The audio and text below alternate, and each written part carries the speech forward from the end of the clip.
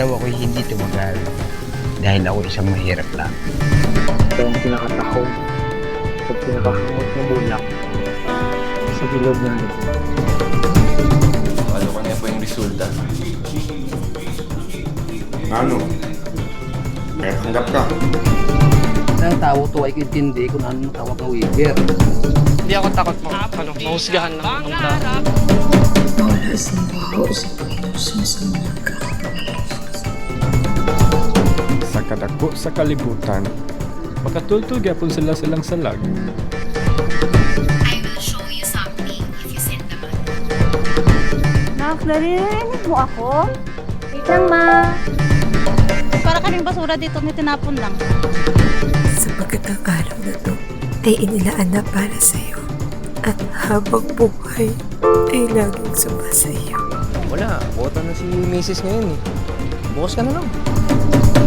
Handa ka na ba sa ating showdown? Girl, I was born ready. Di man to bata nga lagawan. Happy man ka. Happy ka. Walang kalimutan.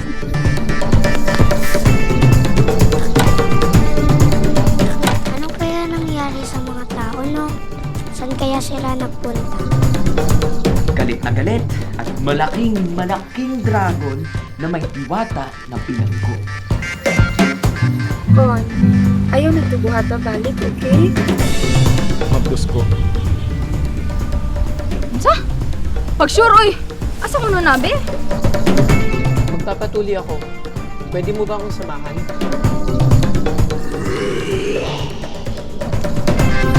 Binenta naman kasi. Hindi Aabot din tayong lahat kahit iba-iba tayo. Kuya, laro. Sabi nga ayoko! Kinakausap mo na naman ba yung mga laruan mo? You should really catch up.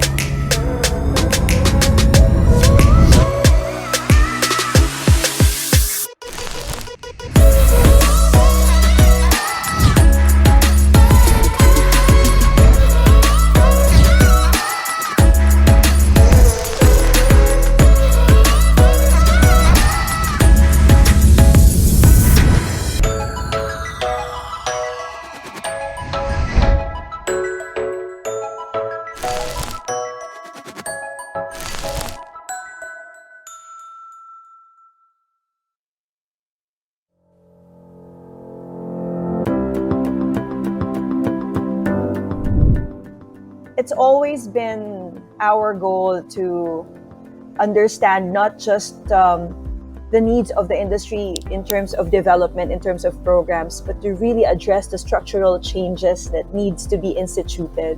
We need government's intervention. We need to work together. Private sector and government, we have to work together so that we can elevate our industry. And these policies are needed for us to thrive. And that's the reason why FDCP has been working with Korea, has been working with Singapore, has been working with Malaysia. We're understanding their best practices and understanding how we can adapt it to our local industry. Our lab is an Asian lab, and the way it's a little bit different from, say other labs outside is that we are not just labs that concentrate on films that has to go to these big A-list festivals. We also want projects that can actually work within the Asian region. And so they're not like always the art house kind of films, but they're also kind kind of like, whether it be comedy or horror, that can work in a wider context of Asia is something that we are also very active about. And not thinking that you're making a film for the international market. Make the film for what you believe in. Actually, those surprises are films that were not made to win Oscars. Do your films and then we'll go where it should go. Of sharing, I think, can help you grow, get more confidence, and besides make connections. For me, this kind of collaborative process is very interesting, and I think that's something, as you said, the two of you earlier, which has a kind of a very interesting impact, indeed also, because I think indirectly it does help the local regional film industry to be stronger also. As a society, we realize with this pandemic that we cannot live in isolation. And the film industries and the TV industries cannot also be in isolation. We really need to sort of like find alliances with all the different industries that are affected and how we all come together to sort of like push our agendas forward. And the key agenda is how to have life resume again the way we had pre-pandemic.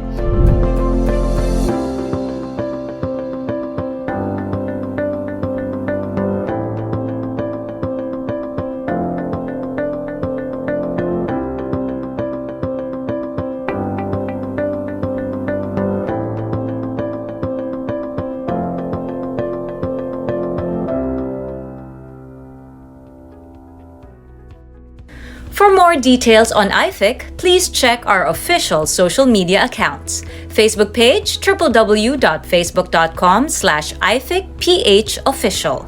Twitter, @IFICPHofficial. And Instagram, IFICPHofficial.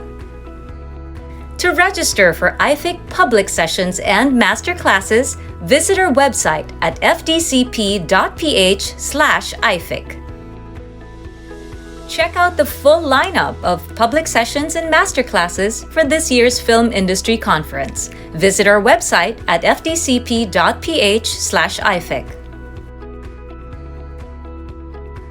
International Film Industry Conference Online 2021 is presented by Film Development Council of the Philippines in partnership with Full Circle Lab Philippines, ASEAN Rock Film Partnership, supported by International Film Commission Partners, Film Philippines Office, Korean Film Council, National Film Development Corporation Malaysia, Singapore Film Commission, and the National Federation of Motion Pictures and Contents Associations, Thailand. International partners, Cannes Next of Marché du Film Festival de Cannes, Hubert Balls of International Film Festival Rotterdam, Netflix, Purin Pictures, IFIC Lab, Southeast Asia Pacific Audiovisual Archives Association, Torino Film Lab. Local partners, ABS-CBN Film Restoration Sagip Pelikula, KTX, Philippine Film Archive, TBA Play and TBA Studios, Upstream PH, Viva Communications Inc. Livestream partner, Digital IC3 Productions. Thank you for joining us today. Sit back and relax as we are about to begin.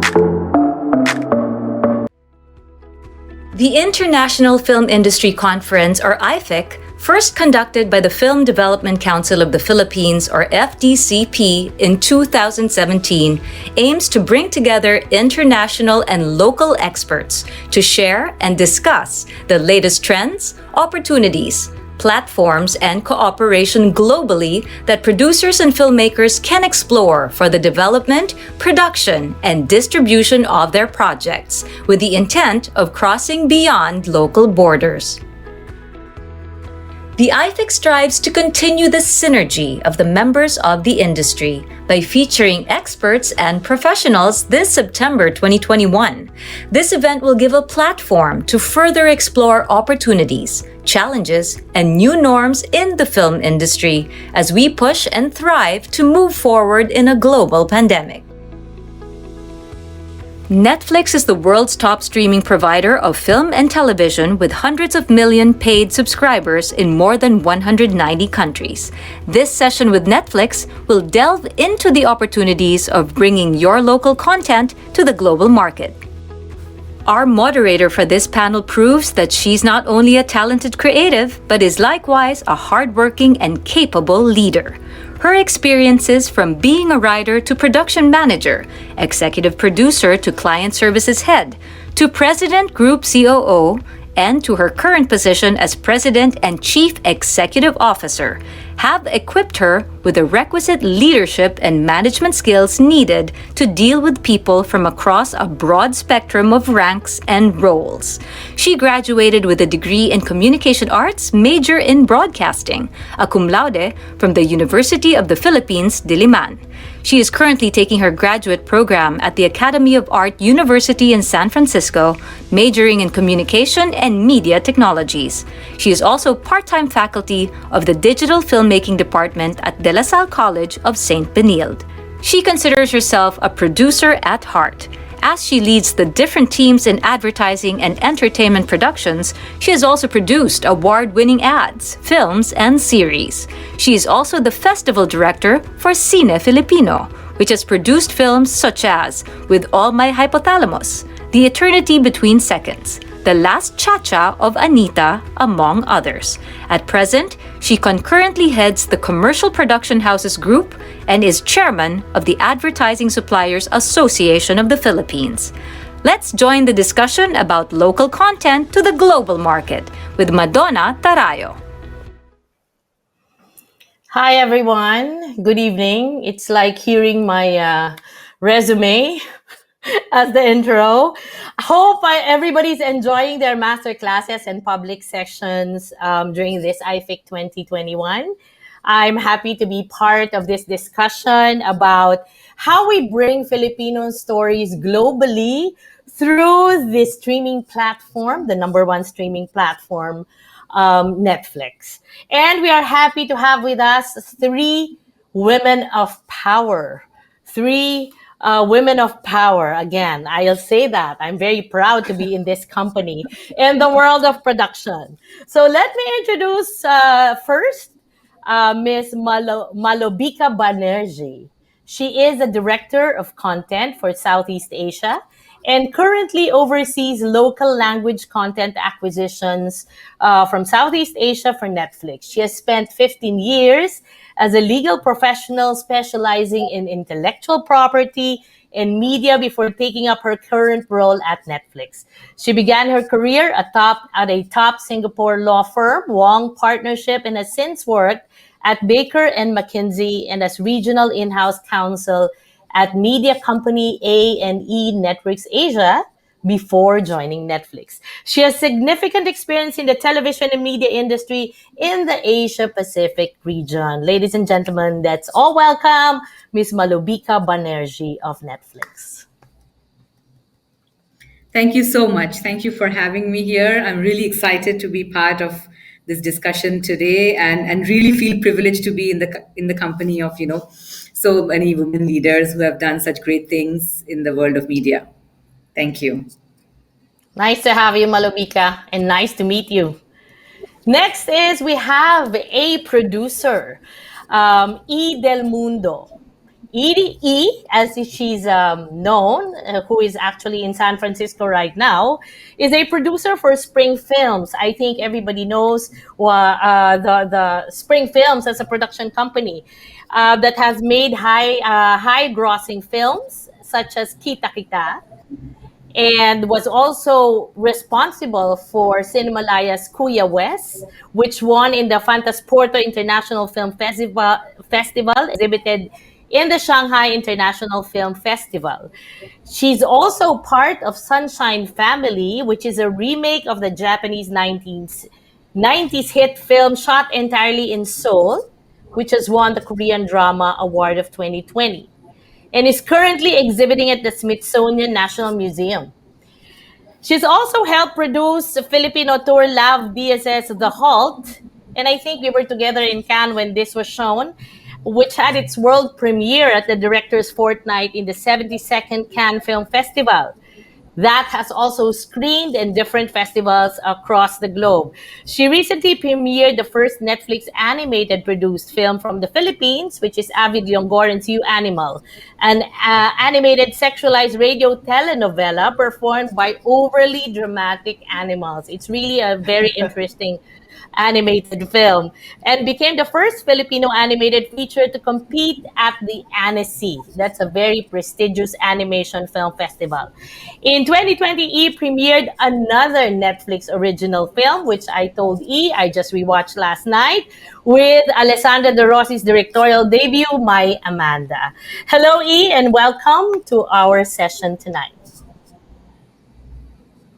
Hello, everyone. I am very, very, very happy to be part of this conversation with these beautiful women, and I hope you enjoy where we can take you in the discussion of cinema and film. Welcome, E. Our last guest of the evening is Tanya Yusun, who is a founding partner and chief creative development officer of Base Entertainment, which is responsible for Trese, which is also in Netflix. She has been an executive producer and writer for the Netflix original anime series Trese. Currently, Base has a slate of projects in varying stages of development and pre-production, including a slate of movies that are co-productions with CJ Entertainment and Ivanhoe, the first of which is Joko Anwar's film Impetigore. Did I pronounce that correctly, Tanya? Impetigore, which had its world premiere at Sundance in 2020 and won the top prize at the Busan International Fantastic Film Festival. Prior to founding Base, Tanya spent 14 years in New York and LA, where she worked in development for studios such as New Line Cinema and Walt Disney Company. Then she went on to be a Gowen Miles Miller, where she worked on company projects such as Smallville and The Mummy, Tomb of the Dragon Emperor, Hannah Montana the movie, and I Am Number 4, to name a few. Tanya also is a consultant for the Dino De Laurenti Company in Los Angeles. Welcome, Tanya. Hi. Thank you so much for having me. Thanks to everybody joining us on a Sunday night. I think this is going to be fun. I just wish we had drinks and we were all in the same space. But I think this is going to be a good panel. Okay, thank you and welcome to this discussion. And to our viewers, if you have questions, please let us know and we can discuss that later. Okay, let's start the ball rolling. I will ask the very first woman to be asked is Malobika. I think everybody's curious, how is Netflix doing in APAC and especially in the Philippines? And which stories do well for our market, which is the Philippines? Thank you. Yeah, I mean, to be honest, I think we are just getting started in Southeast Asia. We've been in the market for about 3 years now, and in trying to, build relationships and get a better understanding of local content. One thing which is very clear is that Filipinos love entertainment. And they consume all kinds of entertainment, right? Hollywood, Korean, anime. And in addition to that, there is also a very vibrant local entertainment scene, right? So there's a big support for homegrown titles as well. So I think for us, it's like a dream market because, at Netflix, we love entertainment and we want to bring every single member joy. and help them find something which is according to their taste and their mood. So Philippines kind of offers us that opportunity to kind of go and look for best stories which will please each of our members in the market.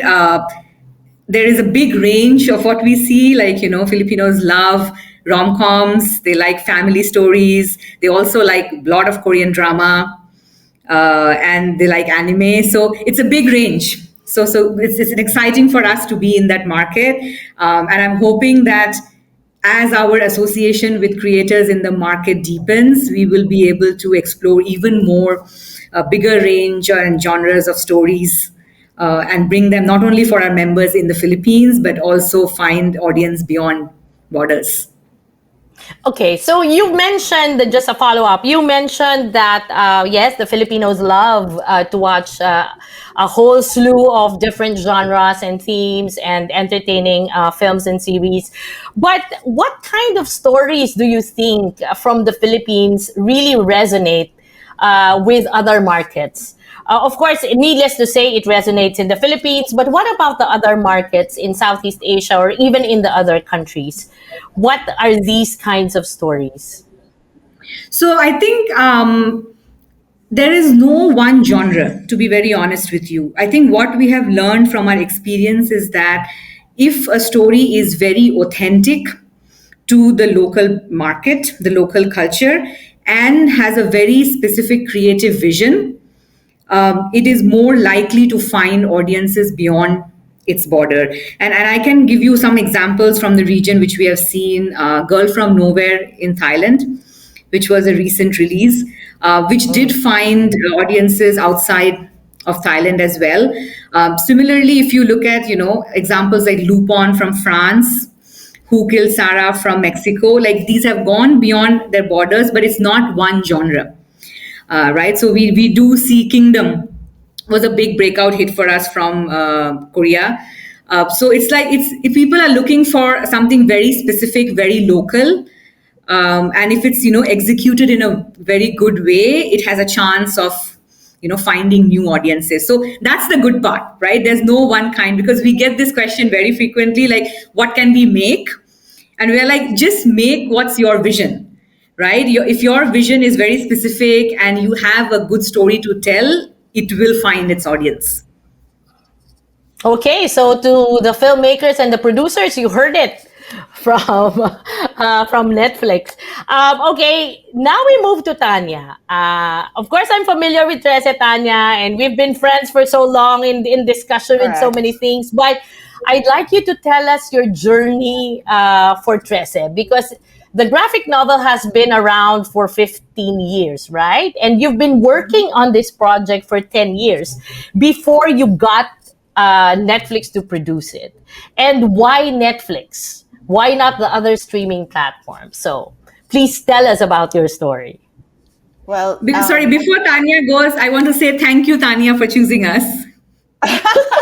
Of course, and you'll find out why it ended up being like a rom-com, but then it just connected so well.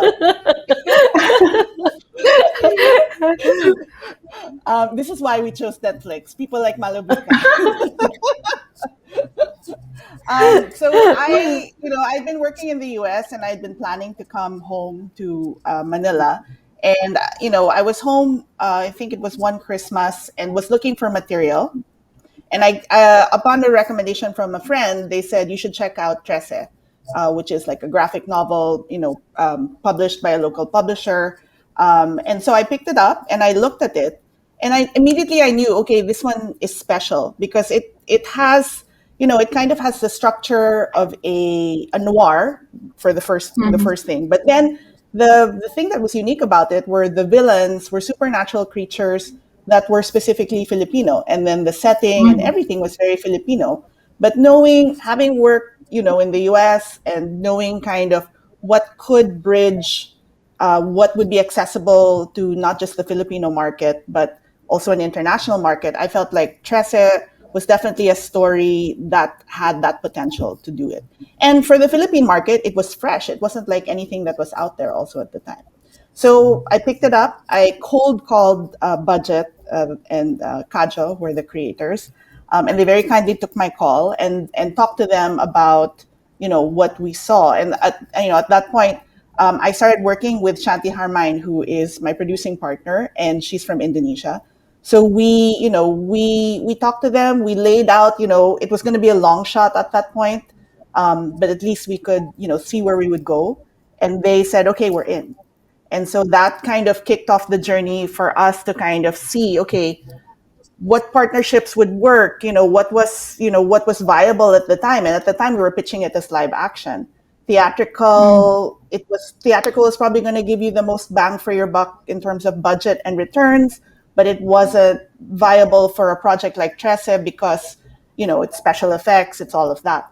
But the thing is, everyone we met, and it was going through festivals, it was meeting people in LA, in Singapore, in Hong Kong and elsewhere, they all loved the story. So everybody got what it was about. It was just figuring out, where was the best place to do it, because for us, protecting the IP means giving it the best possible treatment.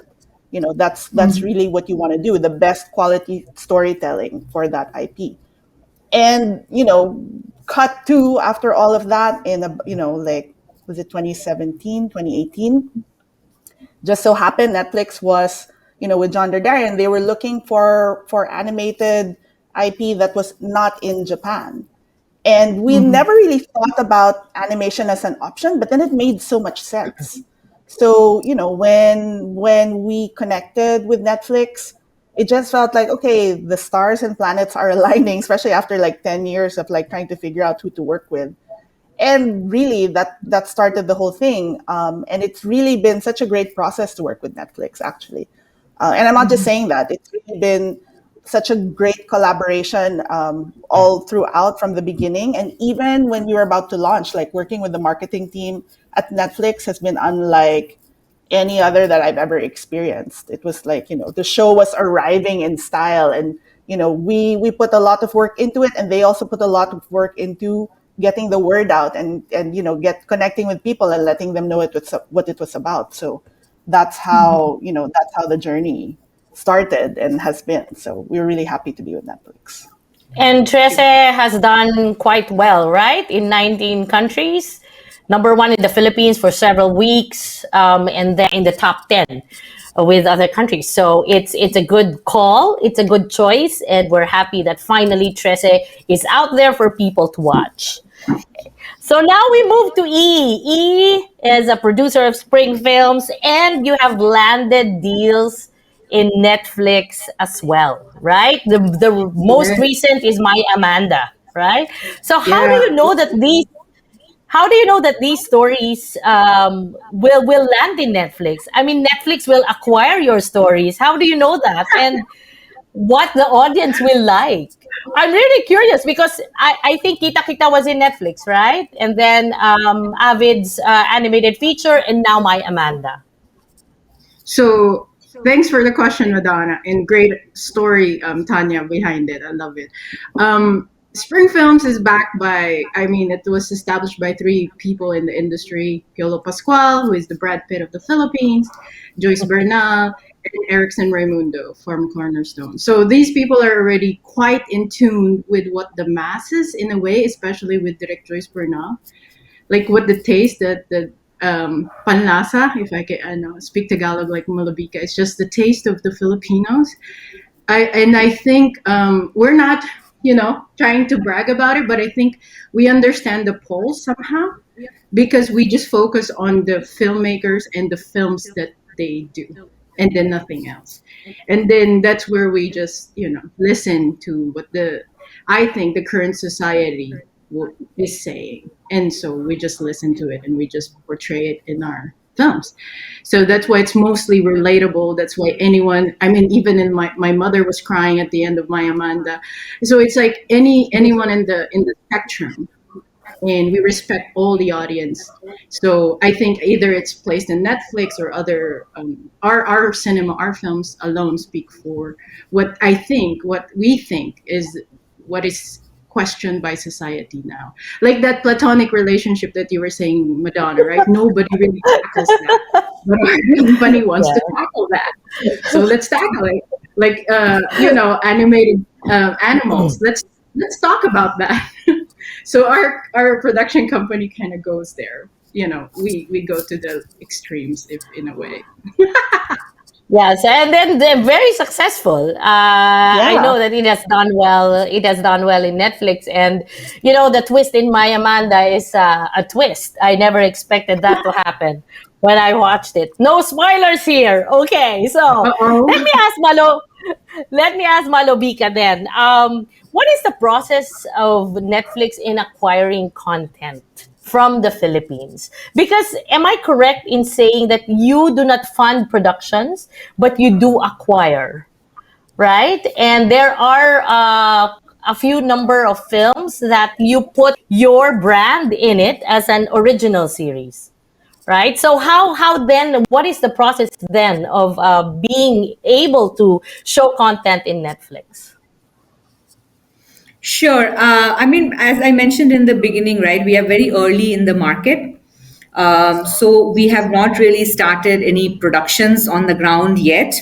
So the primary process for us is to acquire projects, but we get involved at various stages. So some projects actually come to us at the script stage, where we look at the scripts and if we feel this is something our members would really enjoy, then we kind of make a commitment at that stage itself to come in as the SWOT partner for that film. So we allow the partners to have the theatrical release, and then after that, it comes to us. Then there are situations where we get to screen the finished film before we kind of come in to buy SWOT distribution rights. So it's a full spectrum, depending on at which stage we partners come to discuss their projects with us. There's no one way. So when do you brand it as an original series? So we brand it when it's premiering on Netflix. So if Netflix is the first platform or kind of media where this film is going to be seen, then it's branded as a Netflix original. Okay, so now it's clear. See, even I am learning about all of these. Okay, so my question to all three of you. How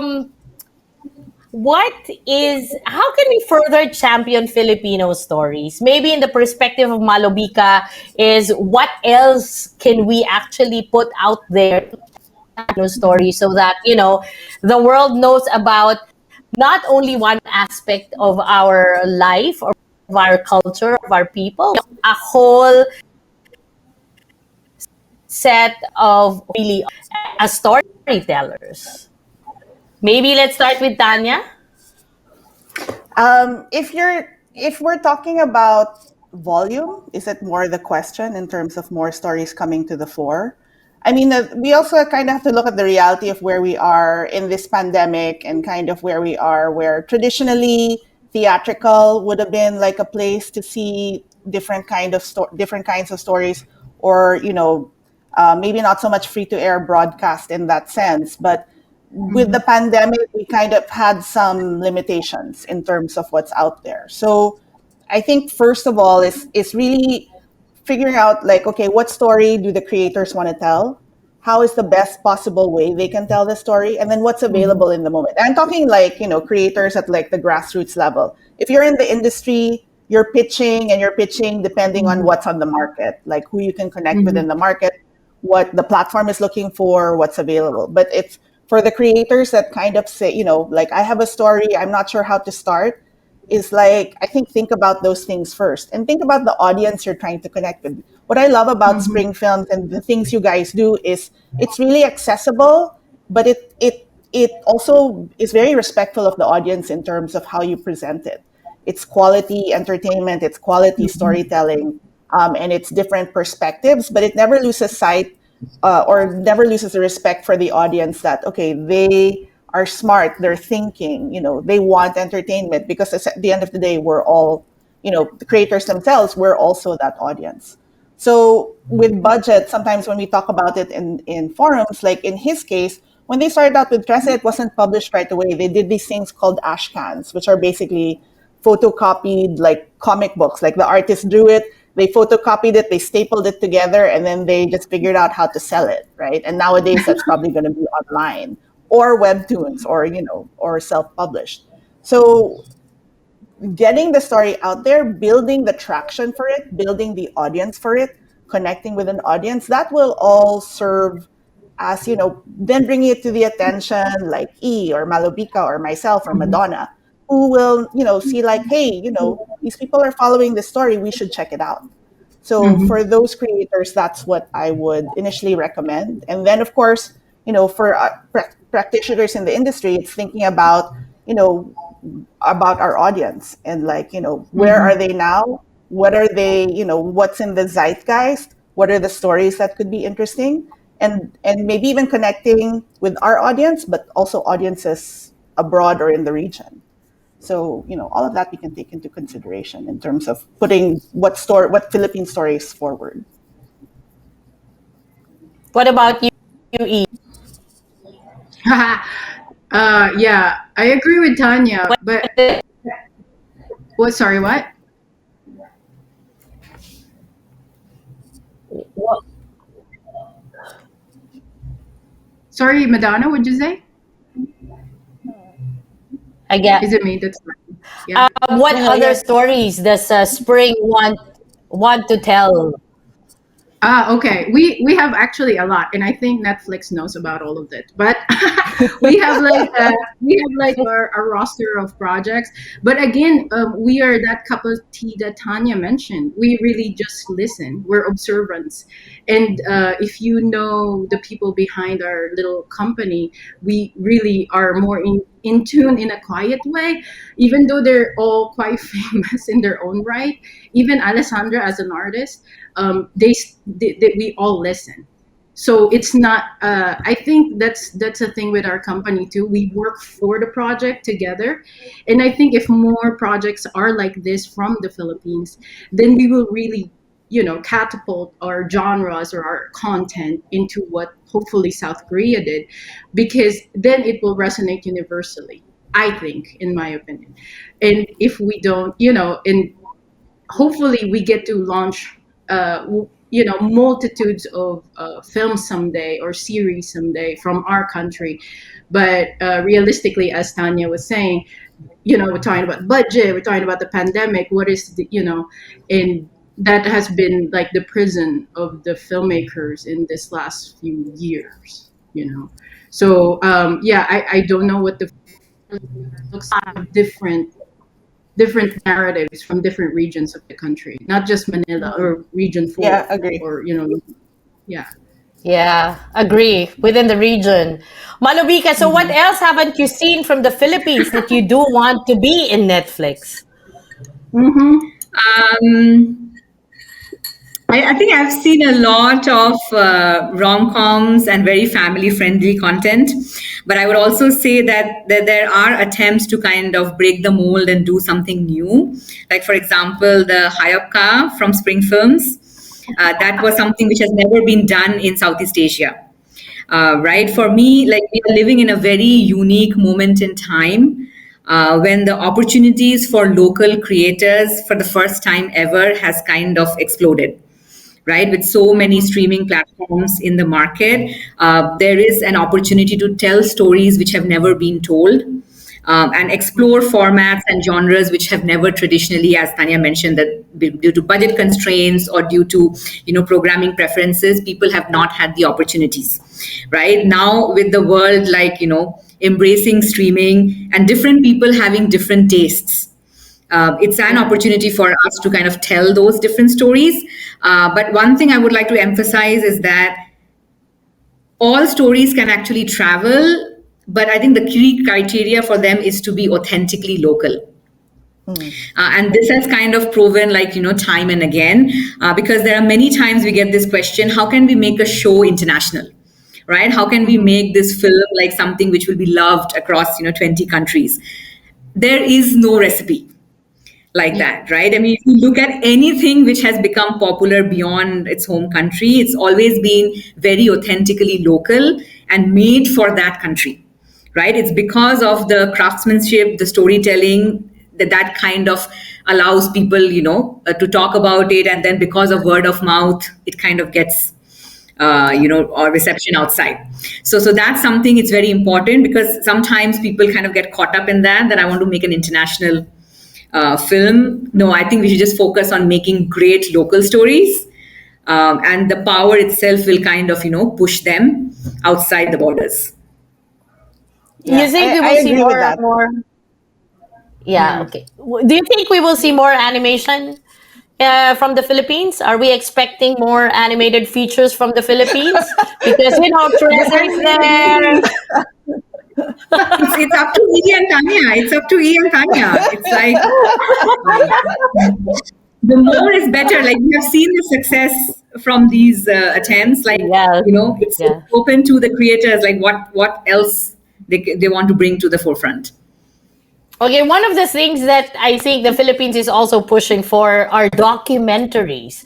I know that Netflix has a very good catalog of documentaries because I watch them. But I've not really seen any Filipino documentary in Netflix. Will there be some of these documentaries, or are there even documentaries being presented to Netflix for acquisition?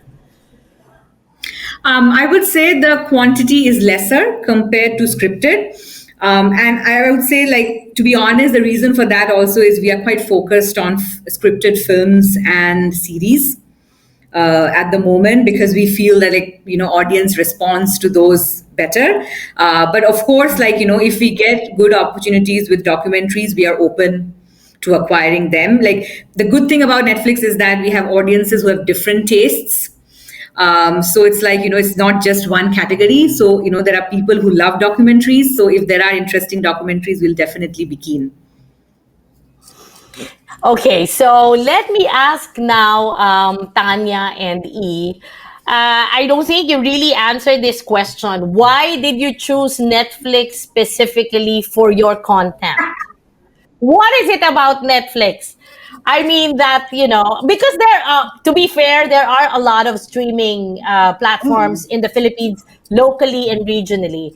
Although, Malobika, very recently, I was in this webinar where they said that I think Netflix has overtaken View in terms of the streaming platform category. I think you're number one and not View anymore. I don't know if that's true, but that's Nielsen telling me that. So, I remember seeing a study where it said View is the number one in Southeast Asia. Oh, in Southeast Asia, but I'm talking about the Philippines. So that is something, yeah.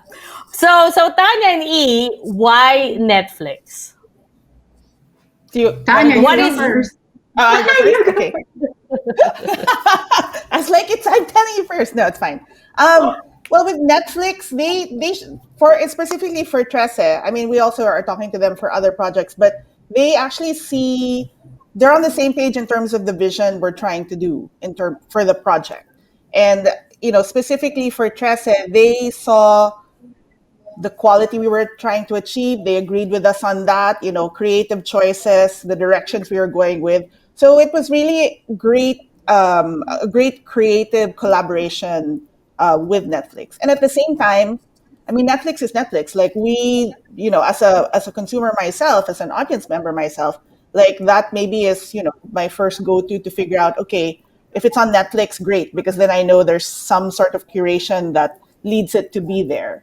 And that the other great part is that it's global, so that you're on this platform, you're telling a very specific Filipino story, and the potential is it will reach like other people. So for Trese, we were quite surprised when, we were doing, some people would ask us to do podcasts after. There's one podcast called the Geekish Network out of the US. And they had one guy who was Filipino American, and then his colleagues and partners, they're mostly African American, but other sort of geeks of color, as they like to call themselves. But during one, and they did a whole week on Trese. They called it Trese Week. They just did it on their own. And one of the panels, it was Budget and Kajo, and I remember watching it, where the guys were like, we really connect with it. Like, they're African American. They knew nothing really about the Philippines, but they connected with the stories of Trese. Like as Malobika said, we were very specific, but it became universal. So where else would we find that kind of connection except with a platform like Netflix that really, the reach of it, the awareness of it is quite broad and wide. So that is such a good opportunity to connect with audiences like outside our market, outside the region. And springs. Wow. Very well said, Tanya. Well, you can do it for us, for us, honestly, of course, like, Tanya, like said, like we are talking to multiple people in every project that we do, but I'm going to talk specifically about My Amanda because that's the most recent. With My Amanda, it was such an easy decision. It got hit by the pandemic, but we were at post-production at that point. And we knew from the beginning that if this is not going to be theatrical, it's only going to be released in Netflix. So we, as creators, knew from the get-go what we are entering with this project. And we know it's not that we're crafting it, Malobika, right, for Netflix itself, but we just have this end goal that, okay, if it's not there, then it's multiple, but it has to be Netflix at the end. So for us, before even we got to the contract line, signature line, it's more like, okay, how do we design this, right? So it's that, and also when we present to Netflix, the respect to the vision of Alessandra was so palpable from the very beginning. And it's not, it's beyond the dealings, it's beyond the conversations of the points and the details. But to us, they really respected Alex. And this is her baby, basically. This is her directorial debut. And I mean, she's an acting legend in our country. And then partnering it with Piolo's comeback in film. So to us, it's all of our babies, not just Alex, but to her, it's most delicate. And at the end of our conversation with Netflix, we understood that they saw it as their Philippine baby as well. And that's what we most appreciated from everything that went through. Up until even up until the marketing that Tanya mentioned in the beginning, oh my goodness, that was like a smooth delivery. And then voila, the audience enjoyed it and the audience loved it. Even people from Sweden, people from Africa are talking to us, messaging us in our Facebook, thanking us for the film. So it's aside from the reach, the respect to your vision, and also the way they deliver it to cater to their audience. I think that's where we kind of aligned.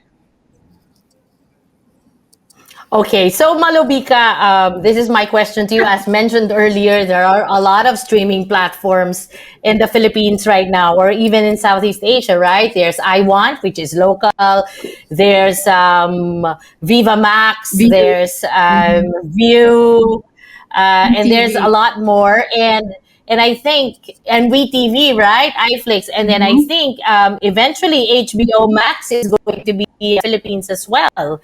And maybe Disney Plus. So what now is going to be your competitive advantage when it comes to, having all these streaming platforms here, considering that the Philippines isn't really a very huge market, if you think about it.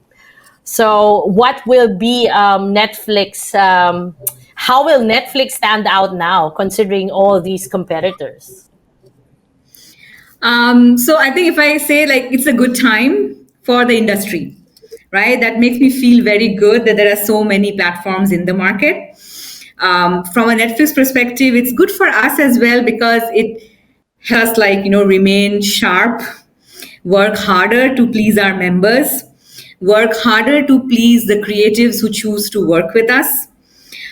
So from our perspective, I think we will just continue working harder every day to make Netflix a good place for our creatives and our producing partners to come and work with us and work harder on our product so that, good stories get audiences wherever they may be in the world. So competition is something we obviously keep an eye on what's happening in the market, who's doing what. But for us, the North Star is member joy, right? We at Netflix, we do like entertainment. That's the DNA of the company, and we just want to make sure that every single day we are pleasing our members, whoever they may be, wherever they may be, and they find what they want, right? So I think we are kind of focused on that goal, and I'm hoping that it would serve us well. And I want to also thank Tanya and E like for those wonderful words about Netflix. I hope that as years go by, like we become even better and better, and everyone working with us has that same good experience. Okay, so for those who are watching us, please let us know if you have questions. It's very rare that these three women are going to be here to answer all your questions, if any. Okay, so just back to you, Malobika. Will there ever come a point when Netflix will fund projects from the Philippines? Never say never, right? I mean, in all honesty, because we are so early, usually when we enter markets, it takes us a while to kind of get an understanding of audience preferences, deepen relationships with partners. So it usually takes a bit of time, but we will get there. I'm very, very confident that we will get there. We also want to make sure that we have the right people before we get there, so that we make great local content. But in the meantime, we'll continue to partner with so many good studios in the market and try to kind of get the best stories from Philippines for our members.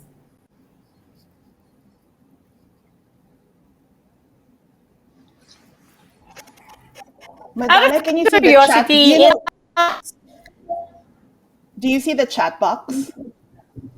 Did you? There are a couple okay, of out of questions in the chat box, I think. Where I can't see the questions. If you go below, sorry, tech stuff. If you go below, you know where the controls are. There's a chat icon. There's like a speech bubble icon. Do you see it? Oh, I think he's lagging. Okay. There. Can you hear me? Can you hear me now? Yeah. Okay. All right. So here's a question from the audience. Is there a possibility for the inclusion of Filipino classics in Netflix? That's a good question. It's very hard to find them. I one reason as to why there is Filipino films and film criticism compared to Hollywood cinema is because of a lack of access to Filipino classics to be shown in Netflix. I only got the first part. Will Filipino classics be shown on Netflix? Yes, of course. We'll try our best. Yes. We'll try our best to get them. I didn't get the other part. Just heard some words. The other part is just saying that there's very difficult access for these kinds of film, and they're all hoping that it could be in Netflix so that the youth can watch them. Because if you ask some of our classics, like during the 70s, Lino, Broca, Ishmael, some of them have no access to that, and they haven't seen those classics. Another question, with Netflix push to acquire and feed in the Philippines, how do you ensure that you meet more film producers and content creators in the country? What is your stress? So I think the question is about to acquire content. How do you expand your network of meeting film producers and content creators in the country? What is your strategy for that? So we get a lot of introductions from the people we already know, but we are open. We are open for anyone who would like to contact us. And because you said that, I'll be in touch. I'm looking forward to it. She's not shy. She's not shy, Malobika. I should have told No, you that no, from I'm the not. beginning. I love you, Madonna. Yeah, I will also be in touch with E. Okay, so according to Me? What according to about Miss me? Are you Tanya, going to be in touch with me? you know we're I always know. in touch, Tanya. I know. I'm just kidding. Okay, another question from the audience. To protect the IP, Tanya said that to protect the IP, we need to give it the best possible treatment. Can you elaborate further on your company's IP of your clients, creators, especially abroad? In terms of protecting the IP, it's really ensuring like how is the best, what's the best quality we can present it in terms of telling it as a story. Because us as a studio, Base is a studio, and we actually, Trese was our first animation, but we actually do a lot of live action. Right now, Indonesia is a very active market. We're also, we're also looking, and we have Philippine stories also in our roster, but also in other parts of the region. We want to make sure that whoever we partner with, whether it's a platform or if we're, or figuring out the financing for a feature, a theatrical release, that the story gets told in the best possible way, meaning you have the right budgets for it, you have the right talent for it, you have the right directors for it, the right collaborators for it. So that really is a way of protecting the IP. Part of it is also the writing. Like we're very focused on making sure that the stories we tell, the scripts we have are, to a standard that we hold. It's, in Malobika and in the Philippines, we have a phrase called pwede na, which just means, it's fine. Like, for us, we want to work beyond that. We actually, we take more time in the development of it, meaning in like building the story, if we're adapting it or if we're creating it, like really making sure it's at the right level, where then we then find the right partners for it. So that is those are some of our strategies in protecting the IP. You have IPs for all of that. I mean, you own it. It depends. We have different partners and different collaborators. Like there are some we've even built from internal because we have our own writers' room. So we also have ideas internally. Some are novels that we're adapting, graphic novels we're adapting. So, and in that we're always very respectful with the creators because we know how hard it is to create stories. And, as E said about, Alessandra and her baby, these are the babies of the creators. So we're always upfront with them. We always lay out what they might not understand about, connecting with people in the market or how we go about doing these things, so that they know, what's ahead. They're at it with like eyes wide open. So that is, we really value that trust. Okay, another question from the audience for the entire panel. Who does the marketing and promotions of your film series treatment? If the show is a Netflix original or just an acquisition? Is there a difference, Malobika, of the way you market acquired content versus branded original series? No. So our marketing is based on like what we think members would enjoy. We don't differentiate based on whether it's a funded production or it's an acquired title. It's all based on what members would enjoy. Okay, another question. E and Tanya, do you want to add to that? Is there a difference in terms of marketing of something that is a branded, a Netflix original versus an acquired film or series that is shown in Netflix? I guess Sorry, go ahead. Yeah, go ahead, Tanya. Go ahead, Tanya. For me, even as someone who, because even before we started marketing Netflix, and I told Kat, I told Steph when we started working with them on Trese, I'm a fan of what you guys do for the marketing because they really pivot really fast. They listen. They're very connected to, specifically the Filipino audience. And from what I see, whether it's acquired or original, it's really about what's the pulse at the moment, and what is that point of connection between the platform and between the audience member. As Malobika says, it's like joy for the audience member. So I think it's not so much there's a difference in the marketing, it's really timing. Like what's happening right now with the audience, then there is that push and that pull, because it's not like you're on your own schedule. Yes, you're promoting it for a release date, but then there are things that change before, during, and after that release date too, that they respond very well to, actually. I'm just curious. I totally agree. Yeah, I'm just curious. I'll ask this to E. How different or how much hard working is marketing when you are showing something on a streaming platform? Is there a difference versus, you want to show it in cinemas or you want to show it on broadcast? This is such a great question because we actually experienced it recently. So I can, what I loved about the treatment, and I can only speak as the original because we are always original. Sorry, but we're all our films are somehow lands original in their platform.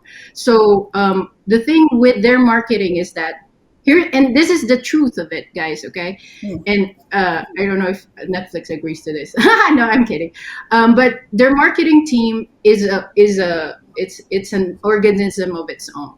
So we did our work as filmmakers, we championed their voices, and what Netflix does, and I think their specialty is to really cater this baby that we've been talking about, and really say to us, their marketing team specifically said to us, you have to, as Tanya said, we know the pulse of the society at the moment.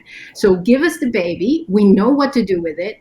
We know how it's going to be received. So listen to us at this point. So that's when technically your process kind of, as a filmmaker, even though you're still viewing it, you got to have to trust Netflix. And I say this wholeheartedly. They know what they're doing. I mean, and the Philippine team at the moment are like phenomenal at what they do. So I can only again speak on the original side, but yeah, there you go. So Malobika, it's one entire package, right? You acquire, and at the same time, you do have a marketing plan for every content acquisition, whether this is acquired or branded as an original series, which is really, really great because marketing is very crucial to drive audience, and I can't emphasize that enough. We have another question from the audience. Do you see any unique strengths that Filipino content creators have that they can double down on to create world-class, internationally consumable content? On the flip side, which aspects still need improvement? Is this writing, technicals, understanding the audience, or marketing? What is the strength of Filipino content in Netflix, and what needs to be improved so that we drive more audience? I think we can, all three of you can answer. Let's start with Malobika. I think from what I have seen so far, slice of life, romance, I think they are wonderful. Right, I think storytelling is very, very good. Yeah, I would like to probably see a bit more variety, but it's also quite possible that because we are so early, we have not explored to the full extent what is available in those genres. But I have seen only a bit of action so far outside of romance and slice of life, and of course the animation from these two great stalwarts here. So a bit more variety would be good, but I don't like to look at things as like weaknesses and improvements. I think it's more about opportunities. Right. So I think now is the time to kind of look into those untapped opportunities, which for various reasons, like, whether resources or budgets or, situations, demand, like were not there previously. Now is the time to kind of do it. And I think once we start doing it, the demand is going to pick up, and then, it's going to become like the strength in itself. Like, I always joke, like we always look up to South Korea as the place from where like great shows are coming, but it wasn't like built overnight. Yeah, Right. for sure. And we have worked on it for like decades in order for it to be here today. So if we start doing the same thing across Southeast Asia, we will kind of reach those levels. Right. It's a matter of just doing it. Yeah, I really agree with that because we're in the middle of that working point where Korea started out, insularly 20-25 years ago and then built out. But the advantage for us right now for Southeast Asia is, a platform like Netflix, and the opportunity to do other genres that were restrictive for theatrical, traditionally for the Philippines. Because part of the reason the variety isn't there is because, people want to make the safe bets for what's the return on the box office. And a lot of that boils down to drama or romantic comedy, maybe some horror with the budgets that are contained. But, even at the same time, you're still looking at like other genres that, to be honest, still should have restrictions because we're not doing Kingdom yet for the Philippines, Yeah. We still have to be inventive if we're going to do action. We still have to be inventive if we're going to do something with special effects, right? But it is an exciting time. And for the second part of that question, I think what we can work on is really developing the scripts better, developing the stories better, because then, once you have a more rounded script, once you've really worked on it enough, then getting to the production of it becomes more efficient. It becomes cost effective. You get more bang for your buck once you start working on it, as all these ladies know. And it all starts with that script and really spending time on it. So for me, that's the one thing that I think we could really double down on for the Philippines. You want to add to that? That's very beautiful. It's just, I don't know. I think a formidable creative team for anybody that really wants to pursue the path that, just to really strengthen the script and the creative on it as a whole, actually.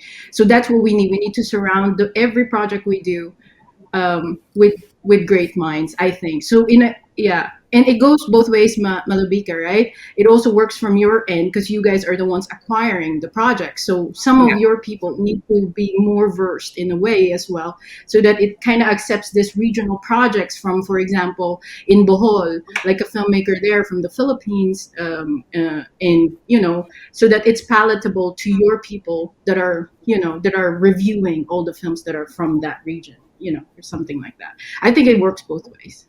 Voila. Yeah. Okay. Great. So all of you who want to actually do your own films, listen to these ladies. I have another question here from a former student. His name is Russell. Okay. With the liberal concepts being shown on Netflix, sex, drug related, there's quite a bit of that. Not only is there a possibility for the Filipino filmmakers to jump into this controversial genre? Is that going to work for the Philippine market? Or are those types of concepts only resources? Maybe Malobika, you can answer. Is that a viable genre for the Philippine market? The sex, the drugs, the more controversial. So I think the way I would look at it is that the story comes first.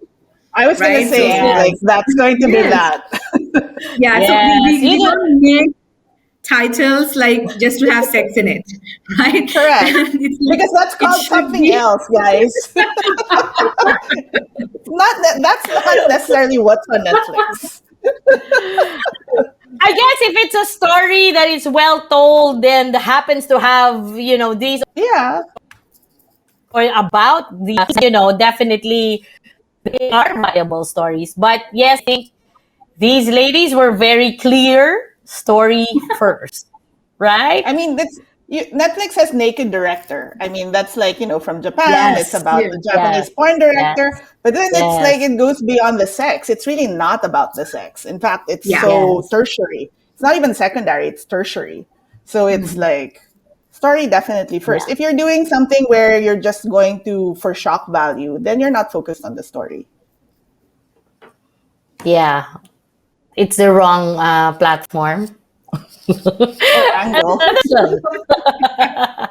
Another question. Since other speakers in other sessions have emphasized that it's still whether you pull in new users than what the content is about, does Netflix prioritize more subscribers or users, which is why series or narratives are preferred over other formats? I think this is a question for Malobika. I think what the question says is to increase your subscribers or the users, you focus more on certain narratives as compared to that. And I'm thinking maybe the scripted over the unscripted for the Philippine market. Is it because you want to increase your subscriber base? So I think when we talk about like member joy, it is both, right? I mean, getting new subscribers and also kind of retaining them on the service. So it's like it's not that we over-index on one versus the other. It's depending on the trajectory of our penetration in the market. Like if we are new, and in most markets, to be honest, scripted industry is kind of bigger and more robust than if we go into, say, documentaries or unscripted. So usually that's the entry point for us, but we are looking at all kinds of content, like across different formats. For us, the more important thing is this something which our member will enjoy? Right? So if we think the members will enjoy this, then we are not bound by what format it is, we kind of will get it. So we are not hyper focused on something to the exclusion of everything else. Okay, again, if it's a really good story, I think Netflix will look at your story and eventually acquire if it's good for their brand. So I think that is what Malobika wants to impart. And there's another question, starting out companies. What is the best way for us to pitch? That's a great question. Our works to Netflix. Should we wait for openings and applications? Do you have an application? Or is there a way for us to directly contact the right people for this? So I guess these are starter companies which have done films and they do want to reach out to Netflix. And how do they do that? I mean, technically, we always get pitches from the studios we work with on a regular basis, or the introductions which are made by these studios. So, if you know anyone, please, we are happy to kind of, get connected. Why? If not, if you have a pitch, we can also probably put you in touch with our comms team and they can direct you to where they can send pitches. Okay, so if there are no other questions, do we still have time? Because we can go on and on, We can go on and on. There's another question that just came in. Oh, there. To our panelists. As professionals, what can, this is something that I was going to ask. What will be your advice to the younger generation who want to pursue filming as a profession? Wow. Go E. Okay. Yeah. Okay. I think read a lot of things. If you're going to be on the content side, read a lot of things. If you're going to be on the business side, talk to a lot of people. I think those are the two things that I can just give. I mean, the rest are just very mechanical, but please read a lot. Read a lot of literature, a lot of books, a lot of other content that you can grab your hands to. Not just watch. I know this is about Netflix, but also read, because whatever we read can maybe translate to Netflix someday or other platforms. They can then further reach more people with the message. That's it. Thank you. I totally agree. Like a beauty contest question. Yes, Tanya. World peace. World peace. No, I totally agree. I really love that advice, E. I think read. I think I would add watch, but watch films that are beyond your generation, that go like way further back, like the classics from different countries, from different time periods. Because I find that, when I talk to a lot of young people, which by the way, a lot of young people actually don't want to be filmmakers. They want to call themselves content creators. So it'd be interesting for storytelling beyond, right?